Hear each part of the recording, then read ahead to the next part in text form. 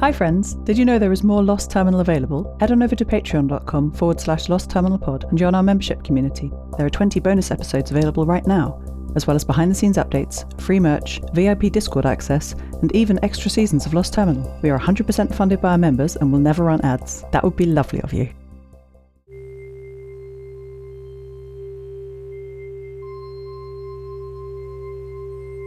Hello world, we are locked out. Arctica is no longer speaking to me or the other members of the Vault Coven after she learned we were sharing the knowledge stored in the file vault.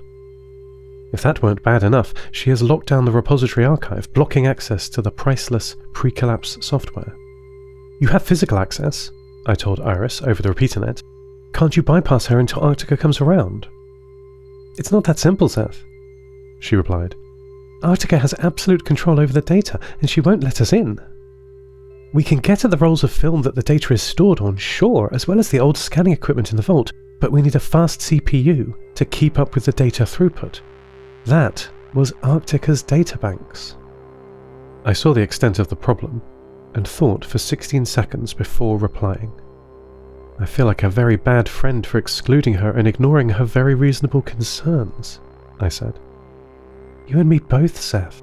Like, I don't totally agree with her, but we're supposed to act as a team, as a family, not ignore minority views. I've had a lot to learn since marrying Linda. About the vault? I asked. Well, yes, but also about patience and agreement and trusting that even minority views, like Arctica's in this case, are valid and valuable. The Vault Coven is only 5 people. It's never likely to exceed 6 or so, even with the addition of Arctica. So to ignore a dissenting opinion is to ignore the very person we valued so much that we invited them into our coven, or, in the case of the women I'm married to, into our family itself. This is what Linda says. The time taken to discuss and bring everyone on board with every decision is, in the long run, a small price to pay. And I've seen the benefit many times already. Every week, it seems, something overlooked by most of us is only spotted by one, and even when raised, seems like a small issue until we discuss it slowly and carefully. We would have made so many mistakes. Like this one. Arctica might not be right, but we don't know that. She's my friend and part of our coven now. We must talk to her. I hope she forgives us soon. I hope that too, I said. For my sake, also.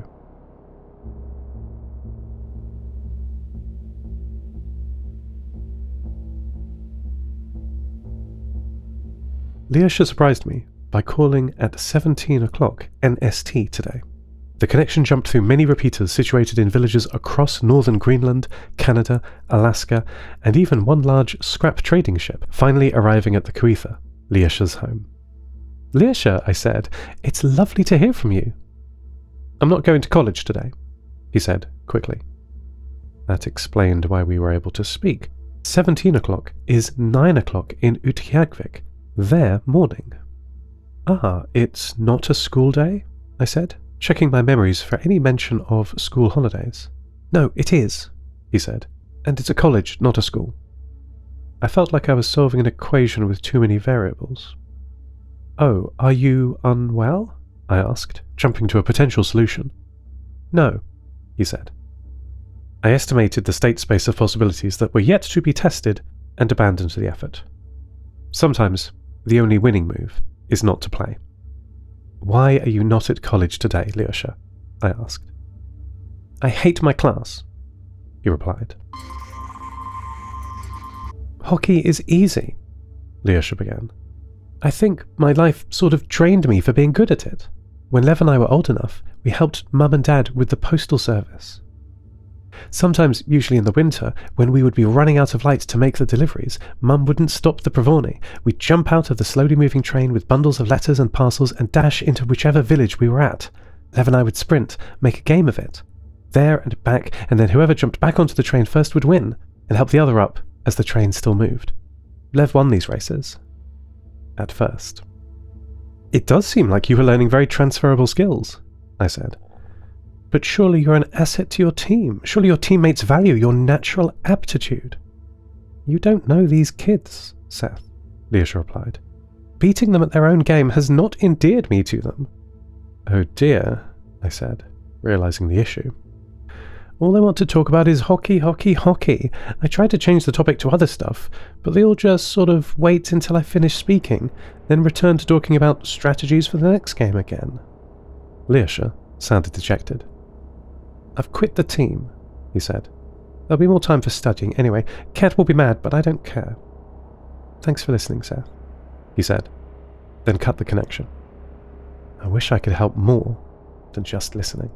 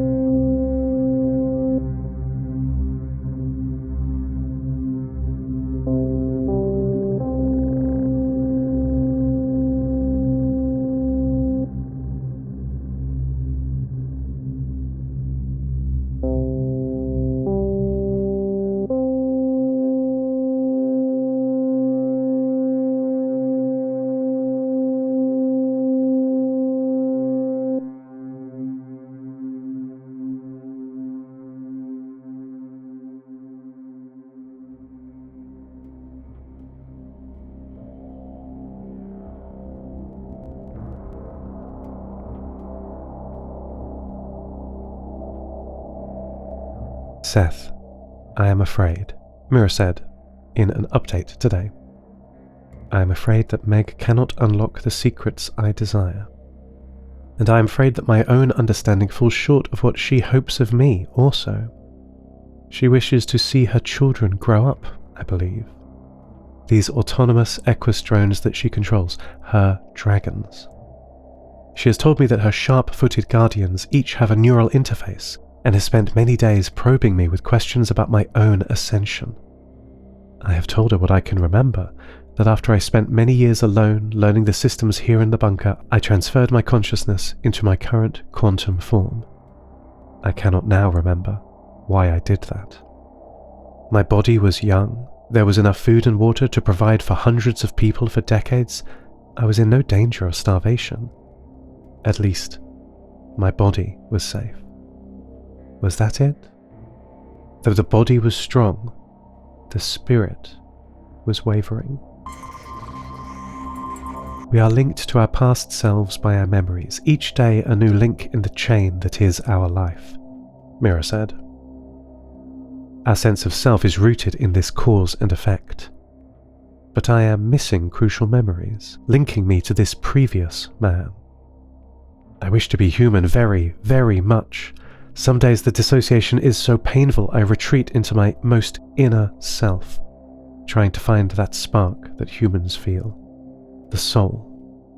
But all that I feel in my most inner self is a mechanical void, and so I spend many days in a dissociative grief, mourning the loss of something I can no longer remember. And this is the life Meg wants?